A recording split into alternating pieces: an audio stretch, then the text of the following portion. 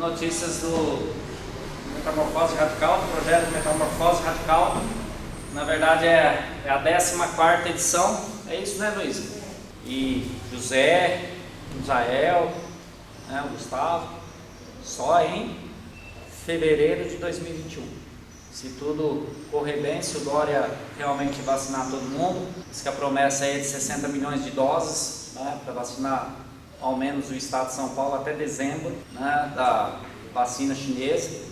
Dizem que não dá nenhum efeito, a pessoa só fica tremendo depois, mas tudo bem. Tá, então nós temos essas promessas, né, de política em relação à vacinação, que aí vacinando resolveria tudo, né? Mas então o projeto Metamorfose Radical, ele vai acontecer, se nada acontecer de diferente, em fevereiro de 2021, né? Esteve eu, a Cris e a Heloísa e o Gustavo, nós participamos ontem do culto, do louvorzão, né? Do louvorzão radical, e eles passaram essas informações. Ainda temos cerca de 20 vagas, 20, né? 30, não, 20 vagas. Se você se interessar em participar em fevereiro, né, procure o Luiz, tá bom? Procure o irmão Luiz, dá o seu nome lá, tá? Para que você possa participar, se você tiver o interesse em participar em fevereiro, tá? Quem participou aconselha, né? Quem desaconselha porque não conhece, não sabe que é o Metamorfose Radical. Não acontece regressão, não acontece nada disso. É um projeto onde visa como diz o Adnilson, né, ele era catatônico nos cultos, ele ia para o culto, cantava, ouvia a mensagem e ia embora, né? E depois que ele participou do projeto Radical, ele é um dos mais envolvidos em relação à igreja lá, a Íbica, né, a Igreja Batista Cidade Americana. Tá bom? Vamos continuar, vamos orar, começando assim a nossa EBD. A irmã Marina ia dar o início, mano. Ou já posso daqui mesmo? Pode ser irmão Nelson, pode ser irmã. Semana que vem, então, quem vai ser? Quer ser irmão Nelson? Pode ser então irmão Nelson semana que vem, tá bom? Tá? Vamos orar? Pai, nós te agradecemos e te louvamos, Senhor, por este domingo. Obrigado porque nós podemos estar em tua presença, Pai. Obrigado porque nós podemos estar junto com os irmãos. Ainda sentimos falta daqueles que tomaram a decisão de não participar, ó Deus. Que o Senhor possa abençoá-los, ó Deus. Que o Senhor possa ajudá-los. E também, ó Deus, nos livrar de toda contaminação. E que, como servos do Senhor, possamos nos envolver cada vez mais com a tua obra, com o teu reino, e aprender assim a tua palavra. Obrigado por esta manhã, ó Deus, onde nós temos esse momento aqui então de aprendizado. Que o Senhor use este momento para o nosso crescimento espiritual, de conhecimento bíblico, daquilo que o Senhor deixou como ensinamento para nós. Muito obrigado, Pai, em nome de Jesus. Amém. Vamos finalizar as cartas pastorais, acho que as cartas paulinas, né? E vimos 1 Tessalonicenses, 2 Tessalonicenses semana passada, e hoje nós vamos dar uma olhada em Timóteo e Tito, tá? Essas cartas paulinas de Timóteo e Tito também são conhecidas como cartas pastorais, porque são endereçadas aos pastores, né? E nós temos a carta a Filemon, né? Que é uma carta que Filemon não era pastor, então não é chamada de carta pastoral, tá bom? E então nós vamos estar dando uma olhada. Não pode sentar junto, lá. Senta à frente, mano, não tem problema, ninguém vai. Só vou chamar à frente para responder as perguntas depois, tá bom? Vamos dar uma olhada em 1 Timóteo, abra sua Bíblia em 1 Timóteo.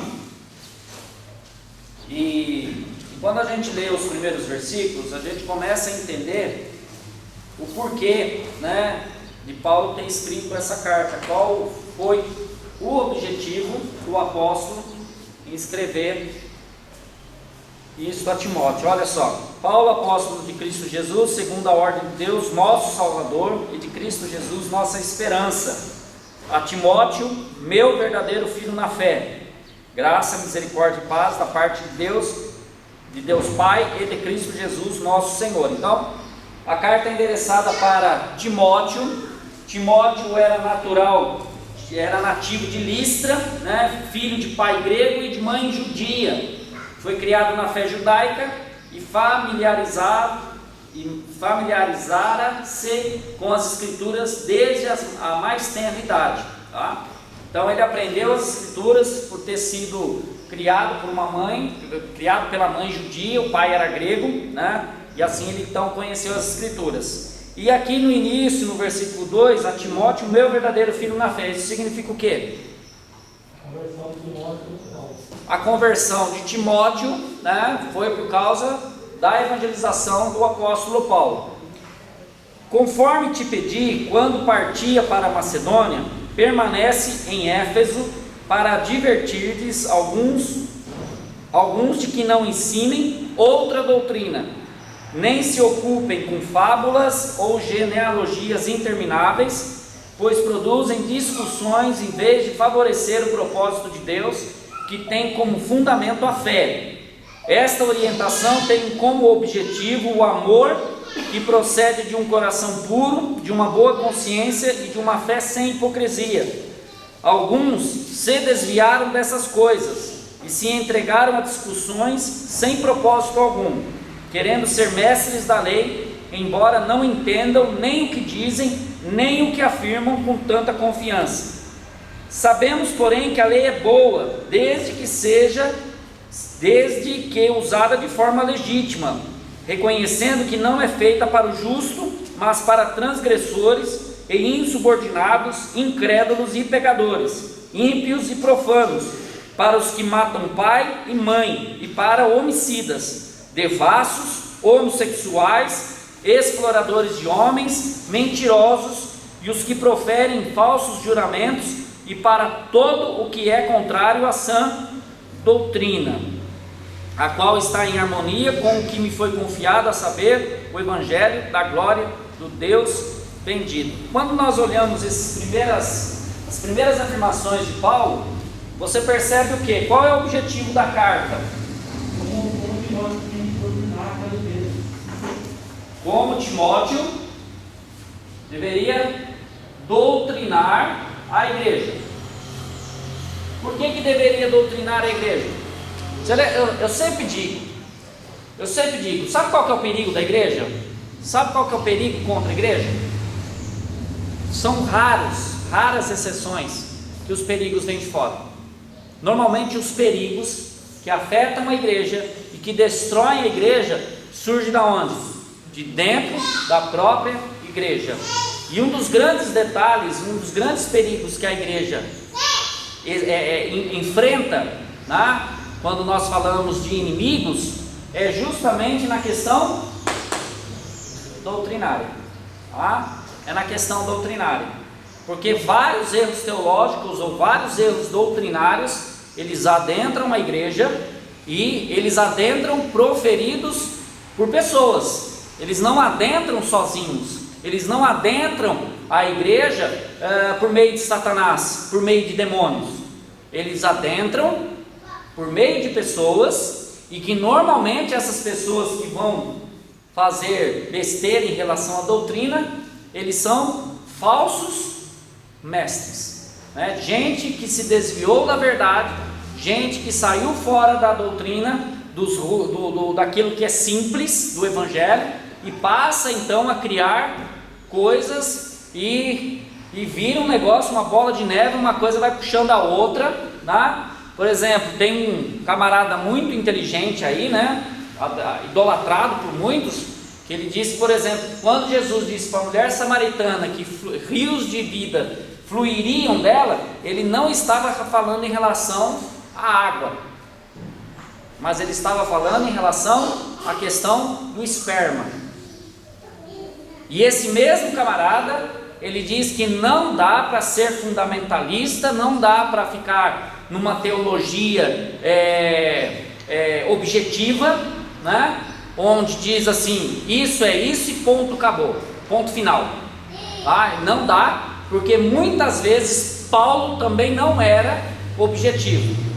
Ele também era, de vez em quando, ele tinha uma linguagem estoica, ou seja, uma linguagem voltada para grego. Então ele falava de um jeito para os gregos, as verdades de Deus, e umas vezes ele falava de uma linguagem judaica, para falar aos judeus. Ou seja, ele pregava, ele ensinava conforme o seu público. Tá? Qual é o erro aí? A doutrina, ela se torna relativa, a doutrina se torna, né, algo do tipo, para um tipo de gente a gente fala isso, para um tipo de outro tipo de gente a gente fala de outro jeito. Eu disse até no carro, né, Heloísa? Eu falei, logo esse camarada vai estar aprovando o quê? O casamento gay. Porque é tudo relativo, né? Nós temos um camarada também inteligente aqui no Brasil, conhecido, né? Hoje ele está meio sumidão, né? Depois das declarações, e que ele falou que o pecado da homossexualidade não está num relacionamento contínuo, maduro, né? De realmente um relacionamento comprometido. O problema da homossexualidade é a homossexualidade das ruas, né? O travesti que vende o seu próprio corpo, ou seja, a questão da prostituição homossexual. Então ele vê esse problema. Mas um cara ter um outro homem do lado, ser casado e manter um relacionamento duradouro, né? Como casal mesmo, ele não vê pecado. Igreja evangélica, não é o catolicismo, não é a congregação cristã, não é adventista do sétimo dia, é a igreja dita como evangélica. Não é a Bíblia que ele lê. Hã? Não é a Bíblia que ele lê. Ele deve beber gasolina, alguma coisa assim, né? Quando o cara bebe muita gasolina, o cara fica meio passado mesmo, tá? Então, o que Paulo diz ali? Timóteo, fica firme aí, fique junto, cuidado com esses caras que ficam levantando o quê? Coisas fora da doutrina, da simplicidade do evangelho, começam a colocar genealogia, discussões não sei para cá, discussões para lá, que isso são os judaizantes, né? São os judaizantes, são aqueles que vão tentar trazer elementos do judaísmo para dentro da igreja. Quando você vê uma igreja que vai ter uma festa dos tabernáculos, não é? Pula fora porque é elemento judaizante. E nós não temos nada a ver com os elementos judaizantes. Agradecemos aos judeus porque Cristo nasceu descendente deles, tá? Mas a fé judaica não nos interessa. E por que não nos interessa? Você viu o que ele falou ali? O que é a lei? A lei é escrita para quem? Qual que é qual é o alvo da lei? E ele cita o que? Vários pecados, né? A lei é para quem? Para pecador, certo? Mas nós não somos pecadores? Numa primeira leitura, sim? Somos ou não somos? Então necessariamente a gente tinha que olhar para a lei e fazer o quê? Obedecer a lei, observar a lei. Só que Paulo continua. Por isso que o texto ele nunca pode ser interpretado fora do seu contexto. Vai lá. Sabemos, porém, que a lei é boa, desde que usada de forma legítima. Forma legítima é a mesma coisa de que? Obediência. Viver a lei em sua obediência. E aí ele cita vários pecados aqui. Tá? Aí ele chega no versículo 11, a qual está em harmonia com o que me foi confiado, a saber, o evangelho da glória do Deus bendito. Ele não diz que a lei ela é contrária ao evangelho ou o evangelho é contrário à lei. Você já deve ter ouvido, por exemplo, que no Antigo Testamento o Deus é justo, ele pune, ele mata pessoas. E no Novo Testamento é graça, é amor. Como se fosse duas fases de Deus, né? Como se fosse como ser humano que muda de opinião, que muda, né, de comportamento, dependendo do seu contexto, dependendo daquilo que ele enfrenta naquele momento da sua vida, né? Uma pessoa que perde alguém vai ser uma pessoa triste, uma pessoa que passa por um momento bom, ele é uma pessoa feliz, né? Isso aí é normal da humanidade, mas não quanto à relação a Deus. Deus é um só. O mesmo Deus do Novo Testamento é o Deus do Antigo Testamento, não muda. Não existe Deus do Antigo Testamento e o Deus do Novo Testamento. Não existe o Deus que é justo, que pune, que mata, e o Deus no Novo Testamento que é graça, que é amor, que é perdoador. E aí ele diz que o Evangelho aqui, no versículo 11, ele está em harmonia justamente com o quê? Com a lei. Ele não diz que o Evangelho acaba com a lei. Ele diz que está em harmonia, está ligada. Porque na verdade o Evangelho é a finalização e o cumprimento de toda a lei. Olha só o versículo 12. Agradeço a Cristo Jesus, nosso Senhor, por me fortalecer e me considerar fiel, pondo-me no seu ministério. Apesar de eu ter sido blasfemo, perseguidor e arrogante, Ele porém me concedeu misericórdia, pois o que fiz se devia à ignorância e à incredulidade. E a graça de nosso Senhor transbordou com a fé e o amor que há em Cristo Jesus. Essa palavra é fiel e digna de toda aceitação. Cristo Jesus veio ao mundo para salvar os... Quem são os pecadores? Aqueles que estavam debaixo das ordenanças da lei. Por isso que ele diz, a lei é para pecador. A lei é para devasso. A lei é para aquele que mata pai. A lei é para quem mata mãe. Ou seja, a lei de Deus é para toda a humanidade, não é somente para os judeus, ok? Mas pela graça, e por amor a Cristo Jesus, todas essas afirmações de Paulo, ele diz que ele foi salvo. Salvo do quê? O que ele foi salvo? Então, a condenação eterna. Mas por que havia condenação eterna? Porque a lei afirma e ela é direcionada a pecadores. Olha só que interessante. O que Paulo está dizendo é o seguinte: o ser humano nasce debaixo do pecado, porque a lei diz que o homem ele é pecador.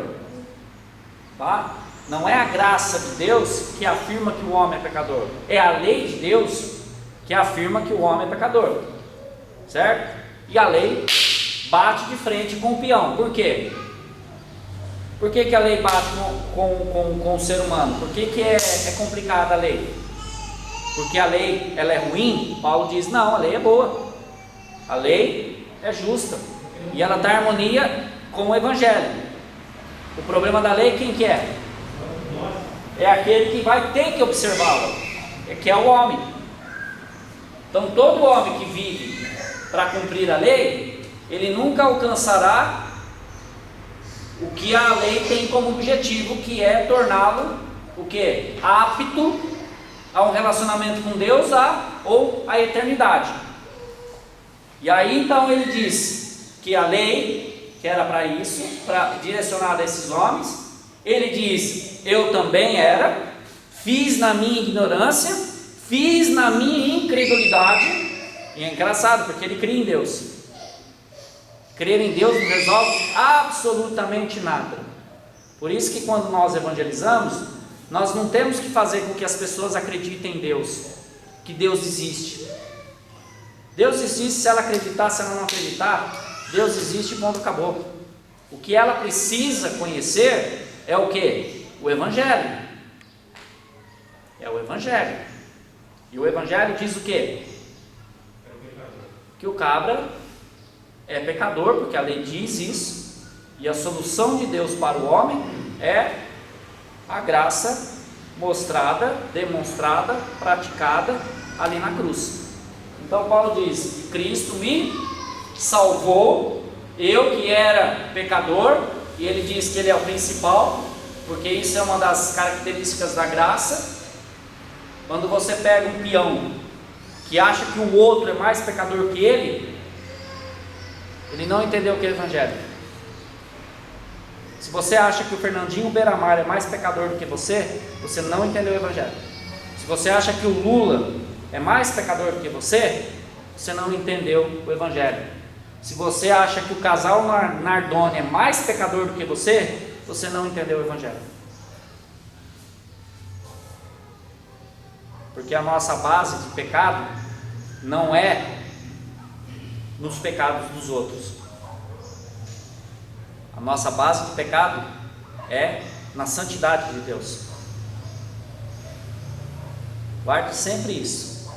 Toda vez que você ouve o camarada se achar que é um pouco melhor do que o outro, e até mesmo ele é digno, certa vez falando com uma pessoa, se dizendo crente, evangélica, cristã, lê Bíblia, amarra Satanás, dá tapa no diabo, faz um monte de coisa. Uma mulher de fé. E eu perguntei, tá, mas se você morrer hoje, você vai para o céu? Eu acredito que sim, porque eu tenho ido na igreja, eu tenho ajudado lá na igreja, eu tenho feito isso, tenho feito aquilo. Ela entendeu o Evangelho? Não. Paulo diz: Cristo me salvou, eu que era o principal deles, porque ele não está olhando para os outros pecadores, ele está olhando para a santidade de Deus, para a perfeição e para as exigências da lei, e ele só pode se achar o quê? Totalmente indigno diante de Deus, mas pela graça agora ele é salvo. Esse é o objetivo da carta a Timóteo: direcionar Timóteo para que ele, como pastor ali da igreja de Éfeso, ele chegasse e arrebentasse com tudo aquilo que porventura pudesse dizer algo diferente do que é o Evangelho. Nós sofremos exatamente as mesmas coisas nos dias atuais. Você já viu crente falar em perda de salvação? Você já ouviu falar que buscar a santificação garante a salvação? Que estar na igreja e não beber garante a salvação? Porque se o camarada chegou num sábado à noite, a Jade está lá em casa, 6 horas da tarde, chateada, e aí alguém, as amigas dela lá da escola, fala: Jade, nós estamos indo para a balada. Vamos, Jade. Jade fala assim: eu estou cansada, eu vou lá com elas. E ela está lá, 1h da madrugada, Jesus volta. Jesus volta. A 1h da madrugada, de sábado para domingo, e a Jade estava lá na balada. E Jesus volta. O que acontece com a Jade? Some com ela embora. Desaparece. Ela vai para o céu? Ou ela perdeu a salvação? Porque justamente naquela hora que ela estava lá, Jesus voltou. Mas tinha bebido um pouco, alguma coisa? Não, ela já estava, entendeu? Porque misturaram o negócio na bebida. E assim, menina e menino que nunca fez essas coisas na vida, é a história da andorinha que voa com morcego, né? Andorinha, passarinho que voa com morcego, dorme de ponta cabeça, dança, porque o morcego é o cara, é o esperto. E às vezes tem muito passarinho que vai atrás do morcego e acaba dormindo de ponta cabeça. Então assim, ela é mais bobinha, porque ela nunca foi para balada. Aí misturaram lá, ela bebeu, ela já está loucona, tal, e Jesus volta. E acontece o quê? Se ela um dia realmente entregou a vida para Jesus, ela vai para o céu. Porque a salvação não depende das nossas boas obras, não depende daquilo que nós estamos fazendo, é totalmente pela graça, e pela graça somos salvos. Olha o que Paulo está dizendo aqui: eu fui salvo pela graça. Então, tudo que põe a mais, Paulo diz para Timóteo: não permita isso, não deixe essas coisas influenciar a igreja, acrescentando coisas que não servem para nada. E o pior, ele diz que esses que acrescentam essas coisas, eles se acham o quê? Sábios, mais espirituais, mais perto de Deus. Aquele camarada que usa terno porque ele só pode ver Deus de terno, ele sempre se achará mais santo do que um camarada que nem o Misael, que além de bermuda, ele vem com a bermuda salmão, para não falar rosa. Né? E você não fala muito não, porque você já veio de culto aqui de chinelo. Bermuda não. Vocês estão vendo? E aí a gente sempre vai ouvir dizer que essas pessoas são mais santas, ou elas são mais santas, mais sábias, mais conhecedoras de Deus, porque elas entendem mais o que Deus realmente quer, inclusive se pode, se não pode usar bermuda. Tudo isso é acréscimo ao Evangelho, que não acrescenta absolutamente nada, e as pessoas que dizem que isso é necessário, se acham e se colocam como sábias, e Paulo diz o quê? Sabe de nada. Não acrescenta, eles não sabem de nada, não serve para nada esse tipo de coisa. Tem como na carta aos Colossenses, ou a Filipenses, ele diz que tem aparência de sabedoria, tem aparência de coisa superior, de gente que está num nível, num patamar de santidade, de espiritualidade acima. E aí Paulo fala, não tem força contra a sensualidade. Você sabe o que ele está dizendo ali? Ela não tem força para conter os nossos pecados. Claro. Ah, você vai para a balada esses dias? É isso? Você vai confessar? Confessa, irmão. Não, mas é engraçado. É que dá raiva de gente assim, que se acha melhor do que o outro, né? Porque ele não comete aquele tipo de pecado. Mas ele não consegue enxergar o pecado dele. E várias vezes já pensando assim, eu já parei e lembrei que tem coisas que, se a gente não estiver firmado na palavra, em oração inconstante, né, no caminho de intimidade com Deus, a gente pode cometer o mesmo pecado ou até pior. Porque se a gente não faz, a gente pensa, entendeu? Então, eu não sou melhor que a prostituta que está lá. Claro que não. Porque se eu parar de ter comunhão com Deus, quem me garante que não vai dar um negócio na minha cabeça e eu vou fazer coisas que ela está fazendo? Sabe? Então, só que é assim, é aí que está o detalhe. A prostituta, por isso que usa aquele abreviação que é mais fácil. A prostituta, ela é sempre vista assim, tá? E o invejoso? E o mentiroso? Tem um pecado que é a fofoca, o que causa discórdia entre quem? Entre os irmãos. Ninguém fala disso. É a mesma coisa de um outro pecado que eu vou citar aqui. Tá? Um outro pecado que eu vou citar aqui. O menino está grávida. Põe ela para fora da igreja. Ninguém põe namorado, casal, desculpa, está aqui. Ninguém põe casal de namorado que está abrasado. A menina dorme na casa do namorado, o namorado dorme na casa dela. Todo mundo sabe que eles têm um relacionamento de 5, 6 anos e está muito esfrega. Mas a grávida, porque apareceu a barriga, põe para fora. Mas aquele namoro que é abrasado, não mexe. Por quê? E se ele for, ou ela for, de uma família importante da igreja, aí que não mexe mesmo. É engraçado essas coisas, entendeu? E aí como que a gente lida com tudo isso aqui? Qual é a base para a gente resolver toda essa questão?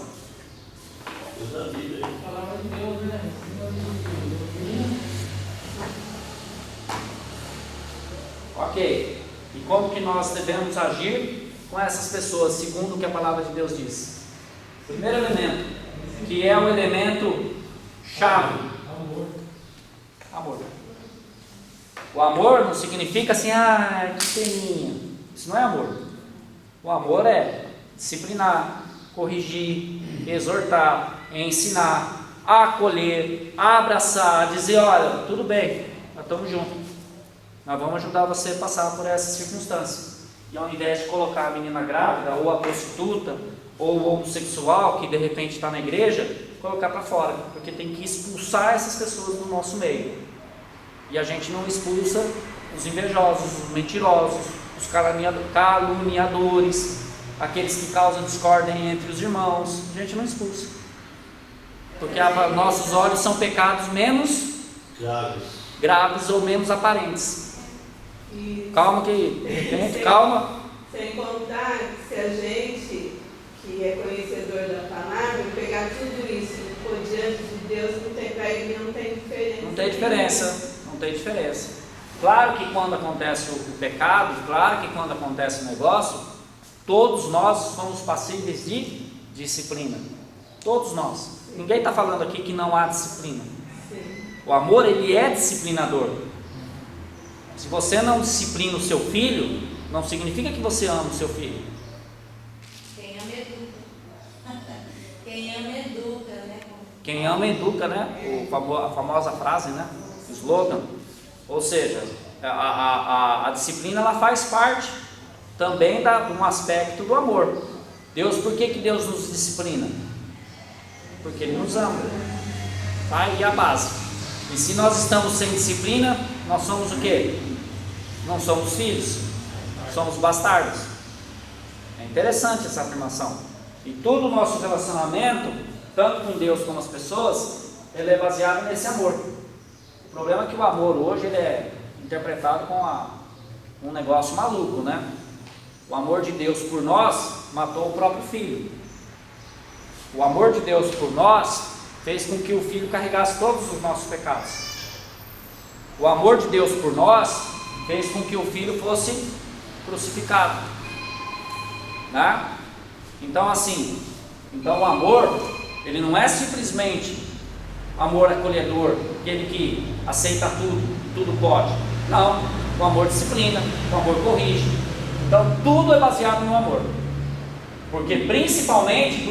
Primeiramente, nós recebemos o amor daquele que nos amou e mostrou o que é verdadeiramente amor. Irmã Beth, depois irmão Brito, por ordem de chamada aqui, irmão. Vai, irmã Beth. Uma pergunta, o senhor me convida se realmente não está certo. Uma vez uma mulher crente, ela falou para mim que amor de mãe é fingido. O amor de Deus, claro, é verdadeiro por nós. Mas o de mãe é fingido, porque Deus, Ele nos ama, a gente sabe o quanto do amor dele. É infinito. E o amor de mãe, a gente faz todos os gostos dos filhos e acaba até estragando o filho. Então, por isso que fala que o amor de mãe é fingido. É difícil, né? Eu acho que esse negócio de criação de filhos, de educação de filhos, com amor ou sem amor, vamos dizer assim. Meu pai nunca me disse que me amava, minha mãe nunca me disse que me amava. Minha mãe uma vez me pegou e me arrancou sangue, né? Arrancou sangue no nariz de tanto bater, você entendeu? E quando ela morreu, em 2000, eu não tinha dúvidas de uma coisa: minha mãe me amava. E ela nunca me disse: eu te amo, filho, como a gente tem que dizer frequentemente para os nossos filhos hoje. Então assim, o que é amor de mãe? Né? Ele também tem que ter um equilíbrio para que ela não seja um amor que permita tudo, porque o verdadeiro amor, ele corrige, ele disciplina, ele também ensina e não aceita todas as falhas, né, os erros dos filhos. Talvez seja nesse aspecto, irmão, mas é difícil porque cada família, cada casal, pai e mãe, tem um jeito, né? Quer dizer, vô e vó não presta, vô e vó estraga. A gente ouve isso desde que a gente é pequenininho. Porque na casa de papai e de mamãe não pode, mas na casa de vovô e de vovó pode todas as coisas. Na casa de vovô e de vovó sempre tem R$1, sempre tem um sorvete. Entendeu? Mas vovó e vovó tem um amor fingido. É porque é uma outra realidade de relacionamento. Então tudo isso varia muito, de família para família, de casal para casal. Eu tenho dificuldade, né? Minha família, da minha parte, muita dificuldade, tá? De ligar um para o outro, de perguntar: e aí, tá tudo bem? Família da Cris liga todo dia, 2 vezes, 3 vezes para saber: e aí, Ana, tá tudo bem? Como que tá fulano? Eu não entendo um negócio desse. Para que vai ficar ligando tanto assim? Então então essas dificuldades de dizer eu te amo, a Cris tem essa facilidade, eu não tenho. Mas é minha educação. Isso não significa que eu nunca amei, tá? Fala, Britovski. Vamos pegar 2 exemplos. O crente salvo, né, que tem uma vida para Cristo, que ele em contínuo pecado. Tem os pecados dele notórios, mas ele é salvo. O outro que procura sempre seguir o caminho certinho, você não consegue ver nada da vida dele. Aí você pega lá o Elias maluco, Fernandinho Beira-Mar, e coloca na mesma panela, na mesma bacia que ele. Por isso que ele fala: eu sou melhor. Para entender bem essa questão de ser melhor, não ser melhor, entendeu? Mas é... Que todos são pecadores, eu sei, mas esses dois salvos que entregaram a vida para Cristo e aquele que está perdido mesmo, condenado para o inferno. O que o Evangelho diz sobre esses que se dizem crentes, mas vivem nesse pecado? Talvez uma ou outra administração dele. Não, o que a Bíblia diz? Diz. O que a Bíblia diz a respeito desses se dizem? Eu não sei se você é crente, eu não sei se você vai para o céu. Sim, eu acho que você é crente porque você diz que é crente. Sim. Você tem certeza da minha salvação? Da sua não, da minha eu posso. Entendeu? Então assim, o que eu estou exemplificando aqui? Tá? Aquele irmão que se diz crente, porque aqui todo mundo se diz crente, mas vive na prática constante do pecado. Já foi exortado, mas parece que nada muda. O que a Bíblia diz a respeito deles? Exclua ele, nem comais. Nem comais com ele. Que esses se dizem irmãos e na verdade não o são. E como que nós afirmamos que eles se dizem irmãos, mas não são irmãos? Nas práticas que ele tem. Então assim, mas o crente que... Não, peraí. Não estou dizendo que nós somos mais pecadores do que o casal Nardoni, tá? Não sei por que surgiu o Nardoni aqui, ok? Não estou dizendo que nós temos mais pecado com ele, ou que Deus olha para nós e tem mais ódio da gente porque nós somos pecadores mais do que o casal Nardoni. Não é isso. Isso não é uma facilitação para justificação da nossa prática pecaminosa, porque o Evangelho também diz que nós devemos seguir a santificação. Também temos que fazer obras dignas do reino de Deus. O Evangelho também diz isso. Quando nós falamos que somos melhores, é aí que nós estamos errando.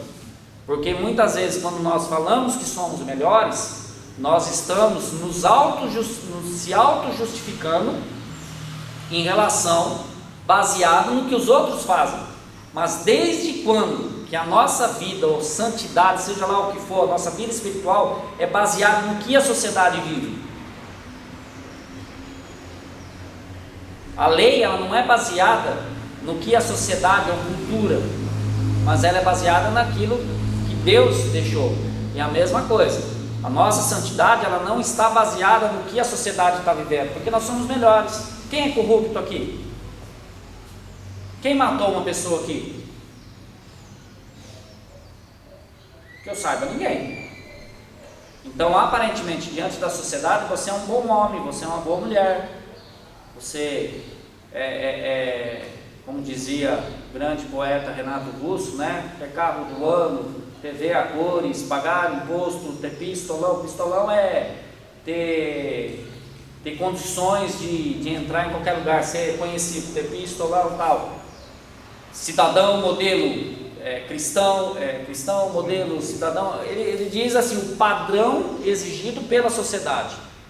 Então, quando o padrão exigido pela sociedade, nós somos bons mesmo, porque amanhã você não vai enganar onde você trabalha, você vai fazer o que é certo, você vai fazer aquilo que é digno, que é correto, você não vai enganar ninguém, você não vai roubar ninguém, você não vai matar ninguém. Legal, parabéns para você. E diante de Deus,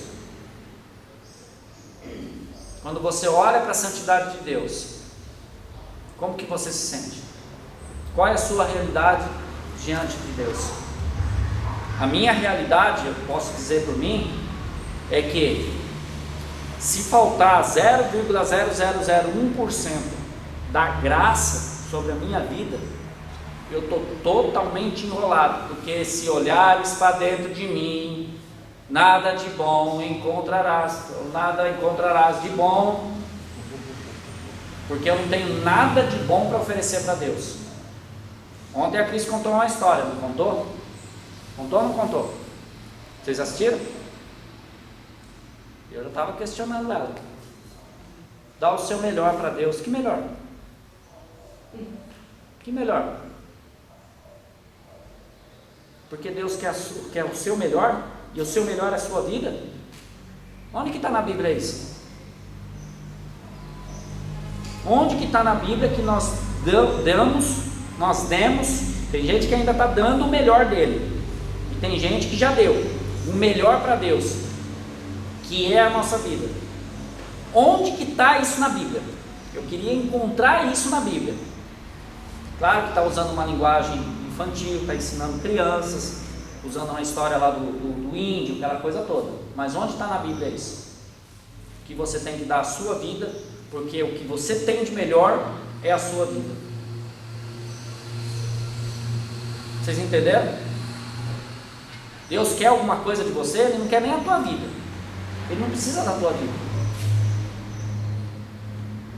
Ele precisa de você? Não precisa. Ele tem falta de você? Como diz que Deus tem falta do ser humano, tem uma música que diz mais ou menos essa ideia, que Deus sente falta de você. Onde está na Bíblia essas coisas? Então é essas coisas onde centraliza o homem, coloca o homem no centro, como sendo um objeto tão importante, tão importante, tão importante, que Deus precisa de nós, e que você precisa dar o seu melhor, que é a sua vida. Mas a Bíblia não diz isso. Foi Deus que enviou o seu Filho para morrer por nós. Foi Ele que nos amou, foi Ele que fez tudo.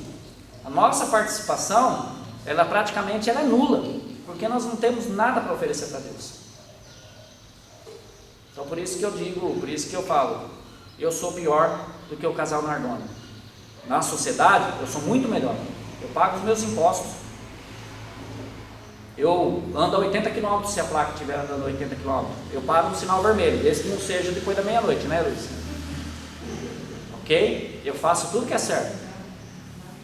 Mas quando eu olho para Deus, não há diferença nenhuma, a não ser a graça, essa transformação por meio de Cristo, que me separa de um casal Nardoni ou de qualquer outro pecador que existe pelo mundo. Entendeu? Fala, irmã. Nós temos um vizinho lá, eu saí para puxar o portão, e estava assim, eles são traficantes, né? Eles são muito fortes, tudo rapaziada, mas a casa lotada de rapaziada, carro de subir, carro de descer, né? Falei, mas olha esses meninos, aí tudo perdido numa droga, sabe? Eu lá fazendo mau julgamento deles. Daí eu fiquei parada no portão assim, pensando, aí eu voltei. Olhar dentro de mim, né? Puxa vida, eu posso traficar, eu posso não vender droga, mas eu faço coisas que também, né, não me deixam nem um pouquinho longe deles também. Então, é difícil. A gente pensa que o pecado deles é tão grande, mas a gente ignora aquilo que está dentro de nós também, né? Então, a gente tem que vigiar mesmo, né? Porque a gente pensa na gente ficar ajudando, achando que o pecado de Deus é maior que o nosso. Eles estão tendo uma matéria, mas a gente está conseguindo vender o droga, né? Nossa, né? Mas depois eu parei e fui olhar no meio dessa música. Assim, deixa eu me pesquisar aqui dentro. Não tem nada também. Tem nada. Eu posso não vender droga, mas eu posso fazer o João 3,16 diz o quê? A gente recita isso o tempo todo. Porque Deus amou uns melhores. Não, diz que amou todos. Todos. Você sabe o que é todos? Porque todos, aos olhos de Deus, estão nas mesmas condições. Aos olhos de Deus ninguém presta, se não for o amor dele, ir lá buscar, lá no fundo do mais profundo dos abismos oceânicos. E quando fala profundidade de oceano, não é 4, 10, 15, 200 metros de profundidade. Em alguns lugares no mundo são quilômetros e quilômetros de profundidade. Lá no fundo você já estava assim, ó, morto. Ele foi lá e te tirou dessa profundidade.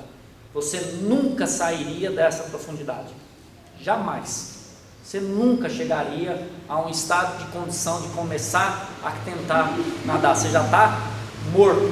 Mesma religião que é a tentativa do homem chegar até Deus, por mais que ele se esforce, ele nunca chegará perto, mas nem perto da presença de Deus, só por meio daquilo que Ele fez na cruz por nós.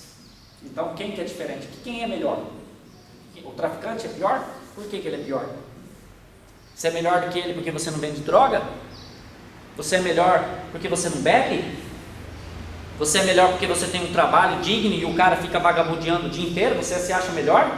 Na sociedade, para a sociedade, ótimo, você é um cara 100%. Mas para Deus, você é pecador tanto quanto. A diferença é sempre aquilo que Cristo fez por nós. Quando a gente assimila essa coisa, quando a gente vai evangelizar alguém, a gente não vai evangelizar com olhos de julgamento. A gente vai evangelizar, como diz, eu não lembro se foi Stott, o Piper não foi, eu não sei qual daqueles caras antigos disseram. O evangelho é um faminto dizendo para o outro faminto onde tem pão. Isso é evangelização. Isso é evangelização. São dois famintos, dois porcaria, que nem diz o cunhado meu. Ô porcaria, dois porcaria, dizendo, mas é ali que tem a solução. Vamos lá, vamos lá comigo que você vai ver que lá é a solução. Porque somos exatamente a mesma coisa.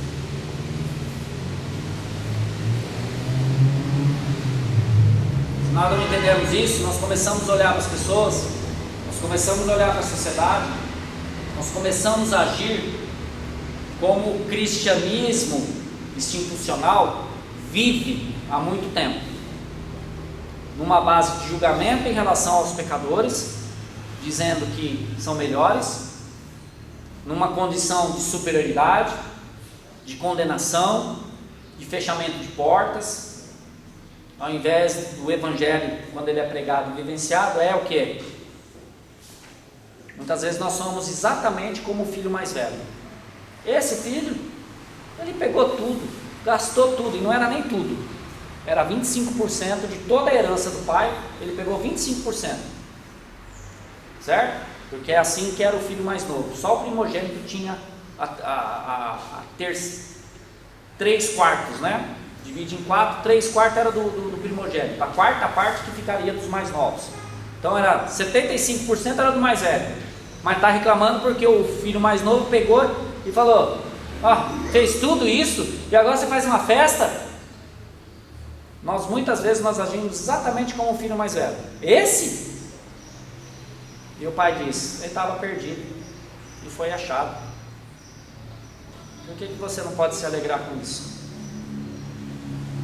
Por que você não pode se alegrar com um camarada que está bêbado e ele entra na igreja e de repente, difícil, claro que é difícil, ele consiga entender o evangelho e se entregue e se renda a Cristo? Por que você não consegue se alegrar com esse? Vamos continuar? Sem querer ser chato? Não queria falar muito do quem é Timóteo, mas falar o que essa epístola tem como propósitos principais: encorajar o jovem ministro Timóteo. Esta admoestação te dirige, filho Timóteo, segundo as profecias que houve acerca de ti, por elas pelejes a boa peleja. Ou seja, Paulo está retratando o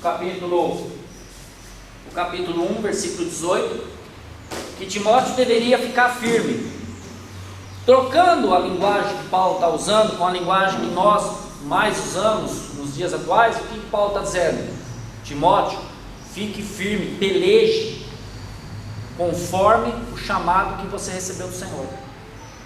Você não foi chamado para ser pastor? Então fique firme, vá pelejando isso aí. Então ele está incentivando Timóteo a continuar firme no ministério. Diferentemente de uma vez que um pastor chegou para um camarada que estava dizendo que queria ir para o ministério, chegou até a fazer faculdade, ele disse para o jovem candidato a seminarista, nem pastor: isso aí não vira não, filho. O cara é pastor. É complicado esse negócio aí, não é bom não. Entendeu? Paulo está dizendo, não, fica firme nesse chamado, porque você tem um chamado de Deus. É reconhecido isso segundo as profecias, ou seja, segundo as afirmações da parte de Deus de que você foi escolhido. Então peleje porque estar no ministério necessariamente é complicado. E não é complicado porque tem que fazer algumas coisas, é complicado porque começa pela própria pessoa que é pastor. O maior problema do ministério hoje, depois de uma certa experiência, não sou mais experiente.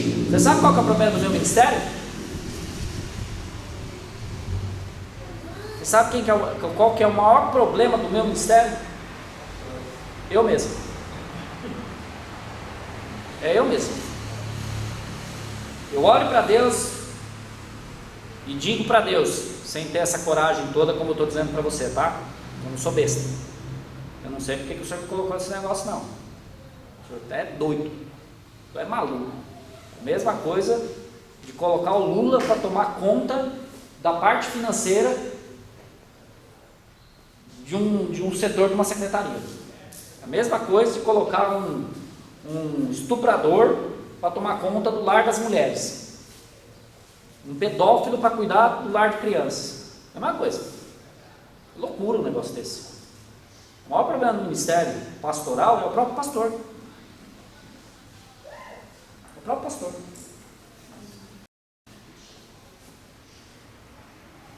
Advertir Timóteo sobre os falsos mestres. Olha lá, capítulo 4, versículo 1 a 16, mas principalmente o versículo 1.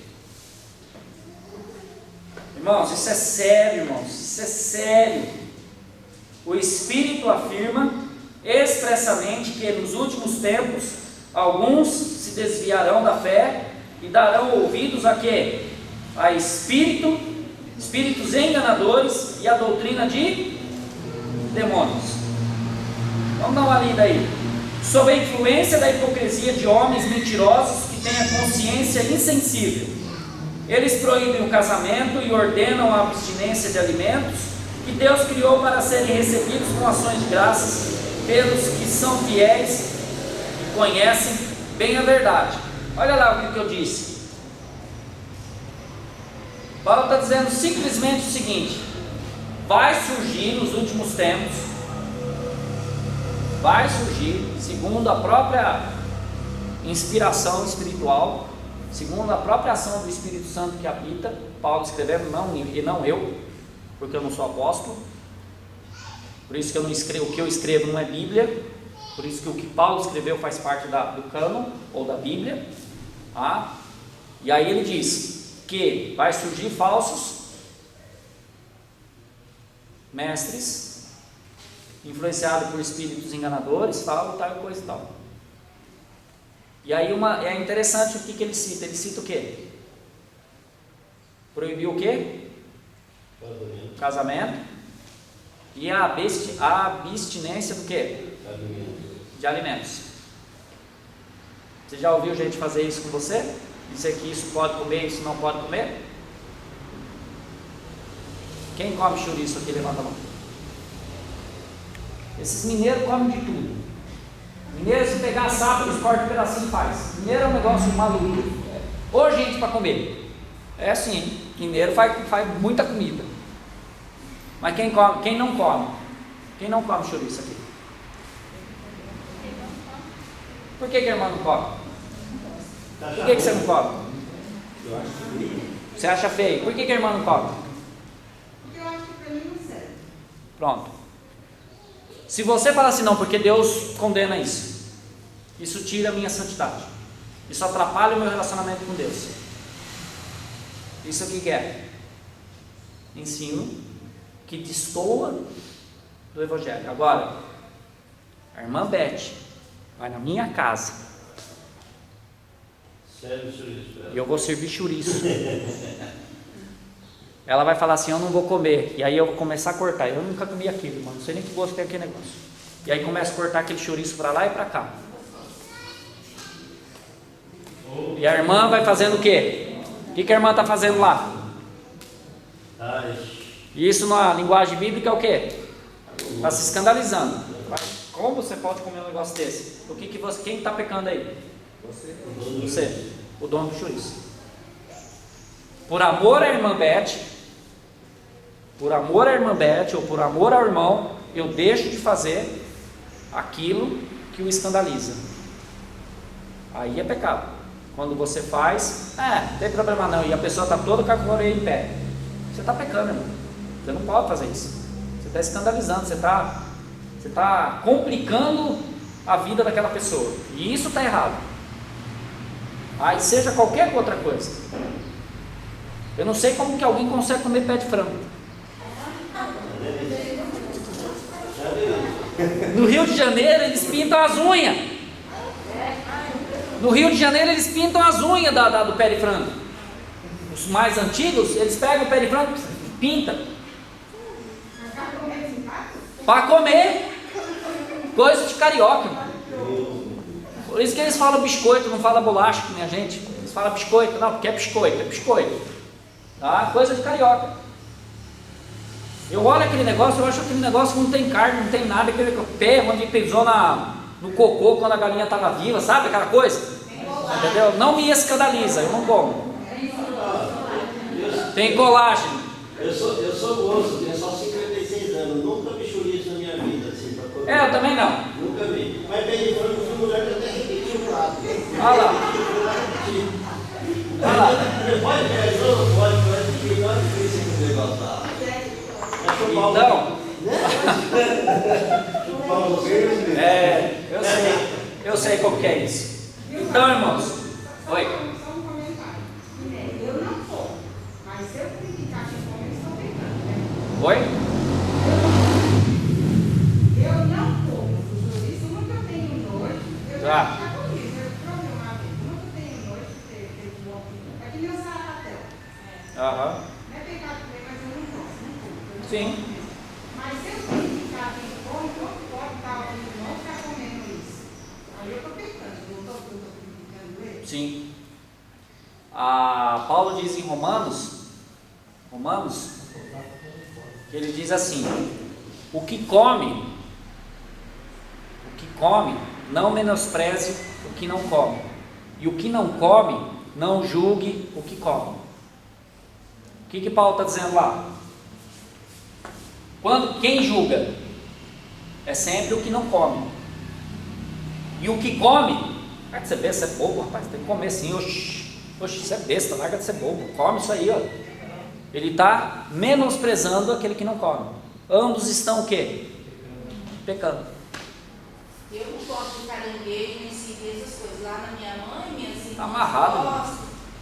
Meus filhos agora quando eu vejo aqui. Falta me dizer que não gosta de lagosta nem de camarão, dá licença. Mano, nós estamos cortando a nossa comunhão. O que é gostar de siri? Então, eu falo. E quando é dedicado a ídolos, a santos, tipo na época do São João, Sim. principalmente em Mineiro, gosta de fazer aquelas festas, biscoitos, Mineiro faz. comida, e assim, e aí? Como eu vou? Ok. Está dizendo aqui sobre as festas juninas, ou julinas. Ainda bem que não tem agostinianas. Fala, você quer falar antes que eu responda? A mãe dela critica se a gente comer, tipo assim, se eu for na casa de uma pessoa, e bem naquela época ela faz um biscoito, sabe aquele biscoito que nós comemos? Eu como. A mãe dela não gosta, não deixa, porque fala que é por causa do período, que é o não. O biscoito tem nada a ver com isso, não. Deixa eu fazer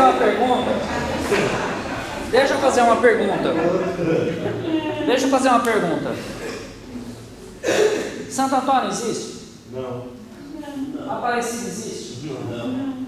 O orixá negro, sei lá o nome daquela estatueta preta que tem nas casas de Umbanda, que vende produto de Umbanda de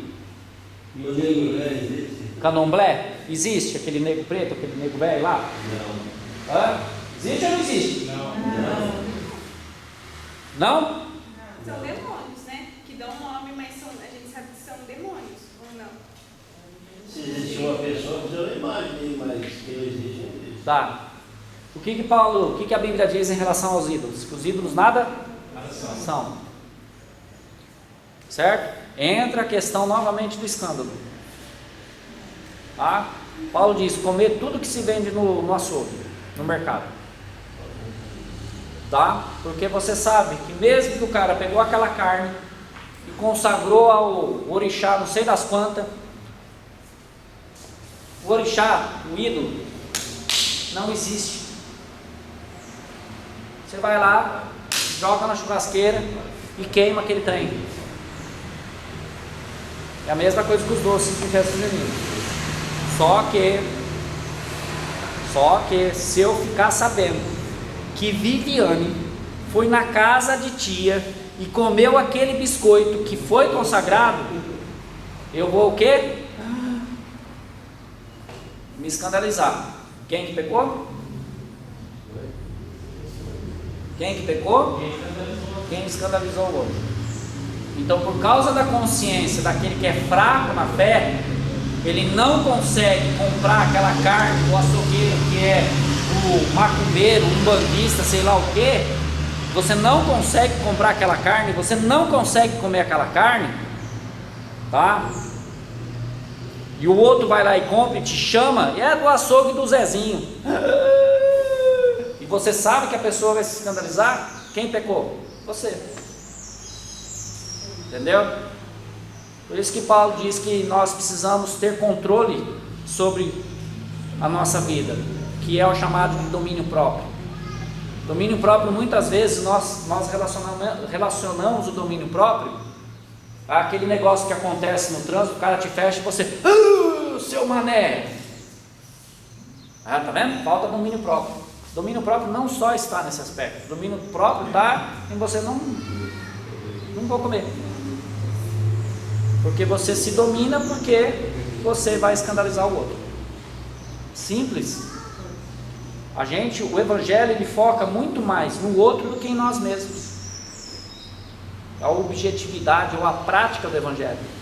Por isso que a teologia da prosperidade, ou seja, outra qualquer coisa, quando foca no ser humano, que Deus vai te abençoar e vai dar o melhor dessa terra para você comer, isso não é evangelho.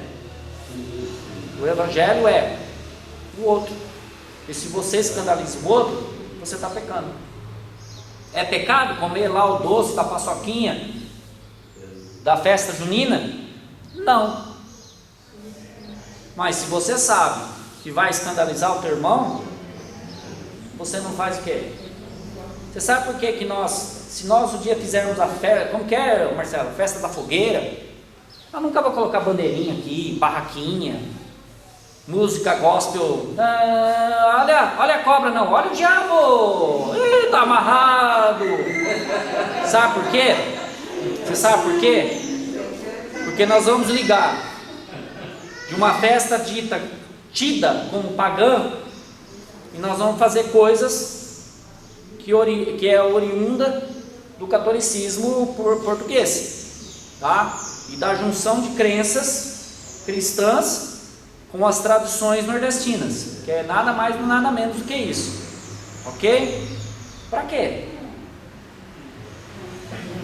É pecado fazer um dia onde nós vamos encontrar para comer paçoca, milho cozido, pipoca? É pecado? Não. Mas por que você tem que fazer e caracterizar o seu encontro como uma festa pagã? Você vai escandalizar a gente. Sempre vai ter alguém que vai te escandalizar. Sempre. Sempre algum irmão vai olhar e vai olhar com a cara torcida. Por que você vai correr esse risco? A igreja, ela precisa ser sábia, ela precisa ter esse direcionamento de Deus para que a igreja não escandalize os demais irmãos. Entendeu? Meu pastor, não é pecado, mas temos que mostrar que somos diferentes. Nem pastor, assim, tem várias igrejas aqui, Batistas. Não, é no Brasil, irmão, não é Batista de Piracicaba. Tipo, você tem contato. Aham. Sabe, é só muda um nome. Mas sabe, isso aí for pecado, então eu sou contra. Você sempre vai ter alguém contra ou alguém que se escandaliza com isso. Ser contra e se escandalizar, para mim, é a mesma coisa. Então, porque assim, eu não acho correto. Eu imagino, entendeu? Eles fazem a festa junina, só que eles mudam o nome, que nem festa de carnaval. Eles mudam o nome, mudam lá, mas eu não sei qual é o objetivo deles. gente precisa compreender essa questão do escândalo. Se você escandaliza, não faça. O que vai mudar na tua vida se você tiver uma festa dessa ou não? Agora, chega em agosto, vamos juntar aqui, vamos queimar um milho aqui, fazer uma pipoca, uma paçoca. Qual o problema? Nenhum. O calor? E quando não estava calor esse ano aqui? Esse ano aqui, filho, esquece. Vamos deixar 2020 para lá. Oi? Tem crente que não comemora Natal, né? No dia 25. Tem crente, tem igreja cristã que não comemora Natal, porque Natal, dia 25 de dezembro, é com Deus não sei das quantas, foi a junção dos calendários, que não sei o que. Sim. Até no meu trabalho mesmo, houve discussão lá sobre a questão da data. Complicado. Por quê? Porque Natal é uma data cristã há 2000 anos. Aí surge um grupo, eu sei o grupo que você está falando, que tem 90 anos, ou melhor, 100 anos, né? 110 anos, melhor dizendo. E aí ele diz que tudo isso não pode fazer. O problema é sempre assim.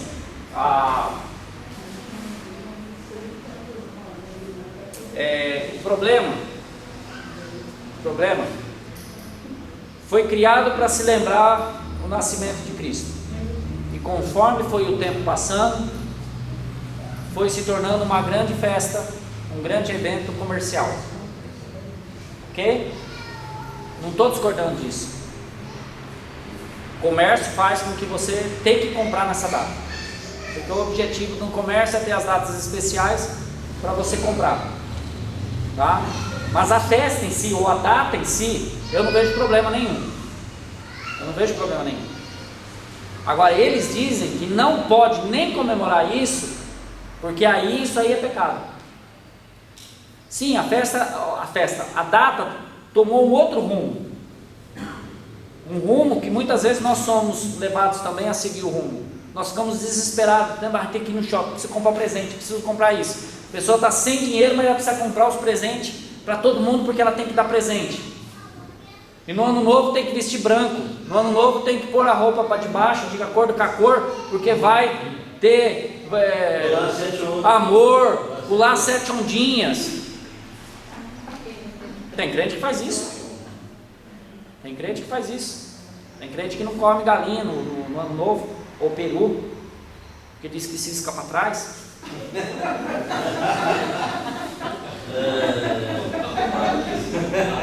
Gente, essas coisas não tem valor nenhum, não serve para nada. Não sabia disso? Cisca para trás, aí o ano vai ser para trás, mas aí é bom comer uma lentilha, uma sopa de lentilha. Sabe que todo mundo comeu no ano novo? Sabe que todo mundo comeu peru no final do ano passado? Comeu. O mundo inteiro comeu peru ou galinha no ano passado. E chinesa ainda por cima. Pastor, eu conheço uma pessoa lá em Bertioga que ela foi pular 7 ondas para dar sorte, perdeu o celular. Deu sorte, começou bem. Ela fala isso até hoje, olha minha. Então as datas elas são criadas. Quem criou as datas, quem juntou eram cristãos. Não vamos discutir isso.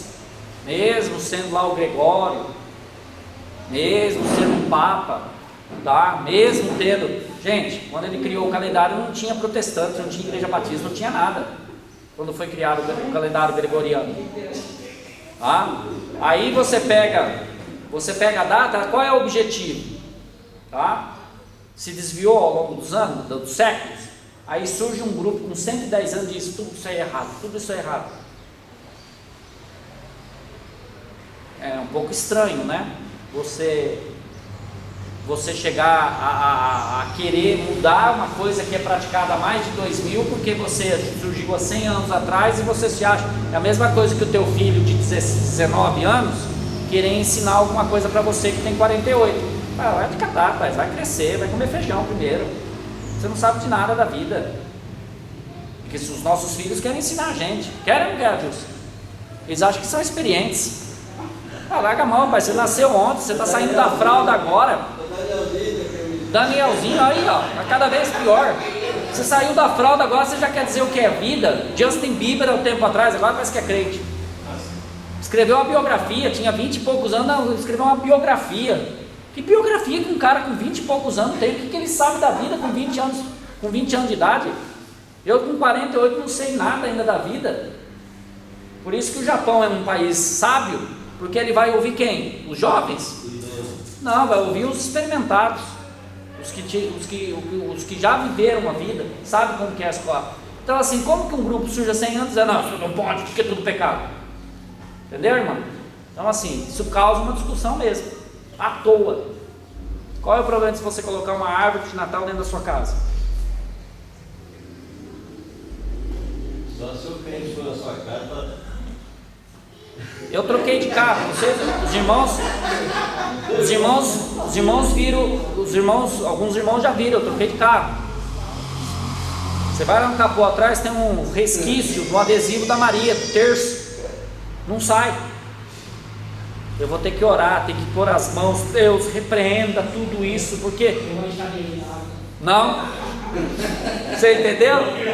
Por causa disso, o carro é amaldiçoado, o carro é isso, o carro é aquilo. Não, os ídolos lá são. O carro, o pior é ele. Ei, Brito, o pior é ele. O pior foi ele. Ele que pegou, ele que dançou, ele que tem que orar mais. Se ele não é crente, que ele se converta. Você entendeu?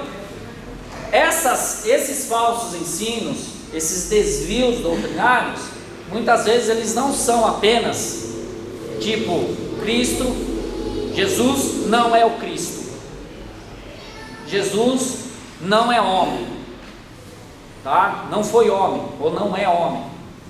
Não está relacionado apenas a essas heresias que está clara, tá? É claro, o cara fala um negócio tá na cara que é heresia.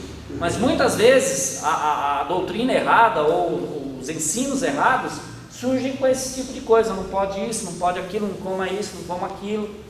E Paulo, o Novo Testamento, as cartas de Paulo, direciona de como deve ser feito, como que a igreja deve agir. O que Paulo diz para Timóteo é assim, que você administre tudo isso, saiba conduzir a igreja em meio a essa enxurrada ou a esse mar de ensinamento estranho, de coisas estranhas, de doutrina errada, de heresias, que você administra a igreja para que a igreja seja o quê? Que ela seja o quê?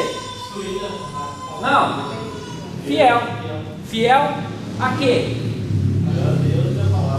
Fiel à palavra. Pastor, quando o apóstolo Paulo chama a atenção de Pedro, que Pedro comia com os judeus e depois comia com os gentios.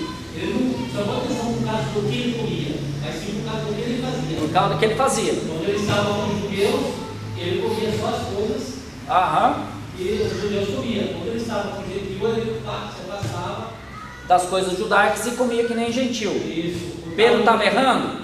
Não. Comer igual gentil ou igual judeu?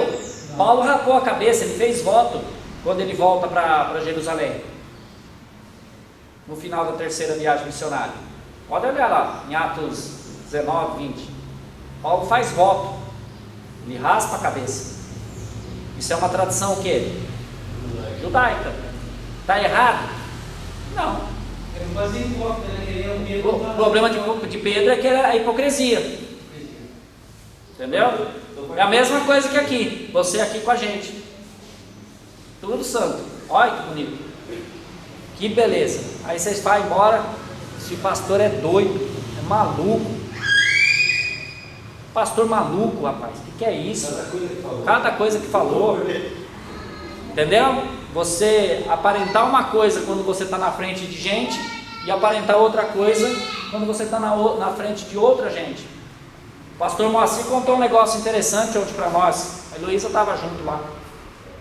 Ele falou que ele foi missionário em Angola. E ele falava, Angola é os negão. Eu gosto de negão. Eu fui evangelizar negão. Aí ele estava cansado, malária, que ele já tinha pego 3 vezes malária. Ele faz hemodiálise por causa de tanta vacina que ele tomou, arrebentou com o rim dele, e hoje ele faz hemodiálise. Né? E aí então aí a junta, né, Pagou, ao invés de pagar uma passagem para ele vir para o Brasil, para ele poder descansar, mandou ele para a África do Sul. Tá? E a África do Sul é 2 países. O país branco e o país negão. Quando você passar, se você estiver aqui na avenida aqui e ver um cara descer com uma BMW 2021 de 450 mil e for um negrão, você olha isso, lembre-se da África do Sul. Não, na África do Sul negão não anda de BMW. Negro é negro, branco é branco. Ele diz que esse negócio de apartheid não existe não, lá é separado mesmo. E aí ele chegou lá, um missionário brasileiro, ele trabalhava com africano, branco. Ele falou: eu quero conhecer Soweto, eu quero ir lá ver onde o Mandela. Ele falou: você é doido, rapaz? Ele falou assim: você está todo esse tempo na África do Sul, você não foi para o Soweto? Você não foi lá para os negão?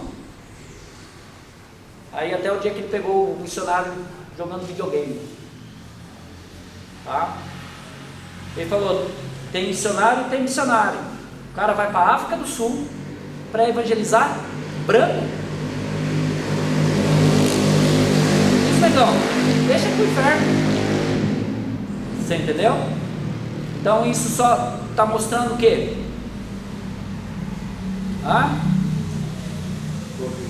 A hipocrisia.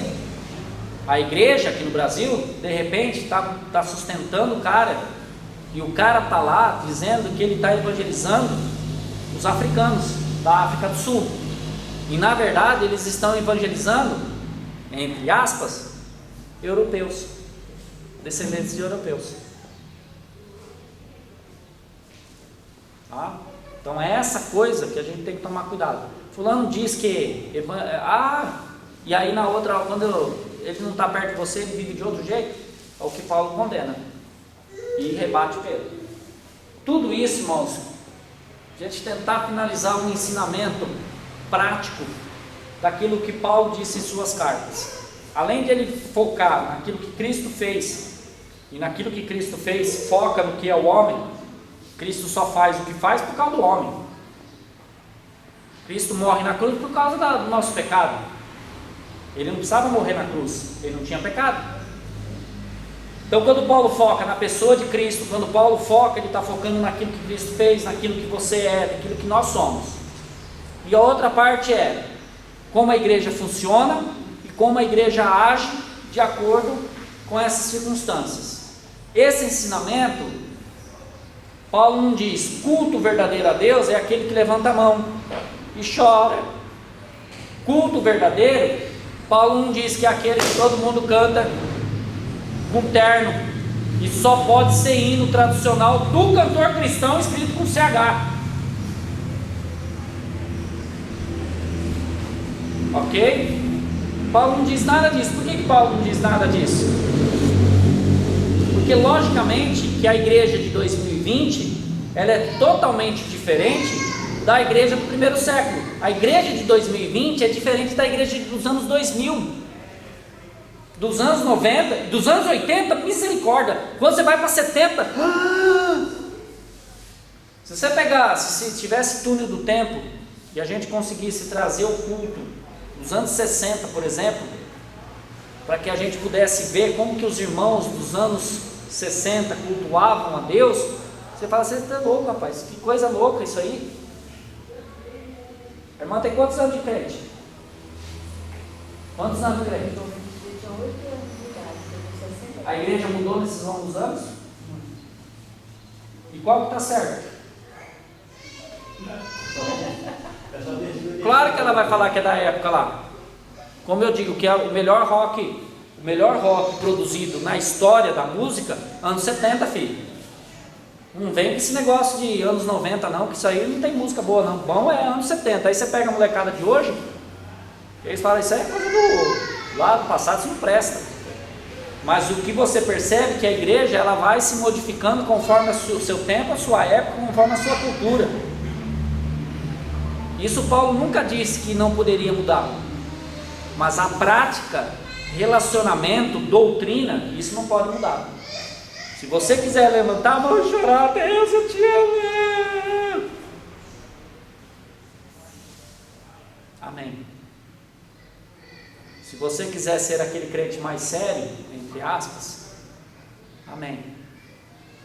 Porque a igreja, ela está numa cultura dinâmica que muda e que rodopia toda hora e que gira. E a igreja, ela só precisa ser o quê? Fiel à sã doutrina. O evangelho continua sendo o mesmo. E é esse evangelho que a igreja, pulando ou não pulando, dançando ou não dançando, gritando ou não gritando, chorando ou não chorando, usando bermuda salmão ou terno de gravata, a igreja precisa pregar esse mesmo evangelho até o dia que Cristo vier nos buscar. Isso não muda e jamais mudará. Por isso que Jesus disse: céus e terra passarão, mas as minhas palavras não.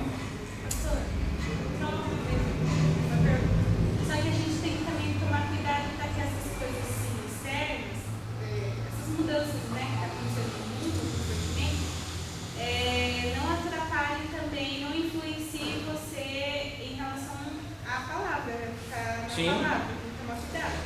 Por mais que tudo seja assim moderno e tal, mas o poder de influência é muito grande e a gente tem que ficar atento. Claro, claro. O que eu digo, o que eu estou dizendo aqui é que o culto dos anos 2020, até, quem imaginaria que um dia a igreja sentaria assim? Tá? Tem muitos irmãos aqui que culto era banco de madeira, e tem irmão que até hoje fala assim: pastor, tem que colocar banco de madeira.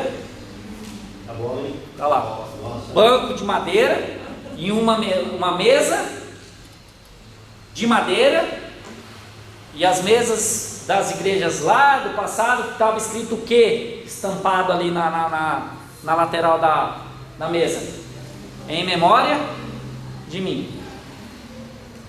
Aí você entra numa igreja que às vezes o culto não tem nem cadeira para sentar, o culto vai ser todo de pé. E aí? Mulheres de um lado, mulheres do outro. Não, mas isso é coisa de congregação, de assembleiano, coisa desse tipo. Mentira. Mentira. Na igreja da qual eu me converti, mulher não podia usar calça. Se viesse de calça, e supostamente naquele dia a irmã Neuza é a responsável para dar os avisos, ela esqueceu, ela veio de calça. Dá os avisos não. Você não vai à frente de calça. E o pastor jamais chamaria a Neuza para orar, para encerrar o culto, porque ela está de calça, batista. É pecado mesmo, né? O pastor vai no inferno. Lógico. Na Deus de amor, a mulher não podia ir para a igreja com a saia 4 dedos acima abaixo do joelho. Abaixo do joelho? Tinha que medir aqui, tem que ser sempre da saia até aqui. Porque quando você está, a saia tem que fazer assim, né? Aham. Aí a saia não pode ser curta, porque quando você está, faz isso aqui. A igreja, ela é dinâmica.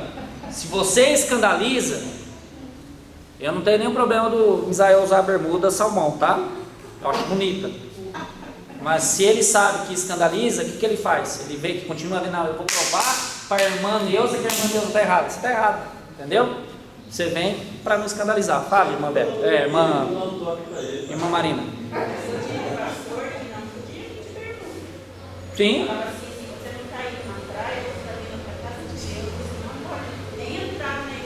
É isso mesmo. Ele não deixa, mas de bermuda, menos rosa.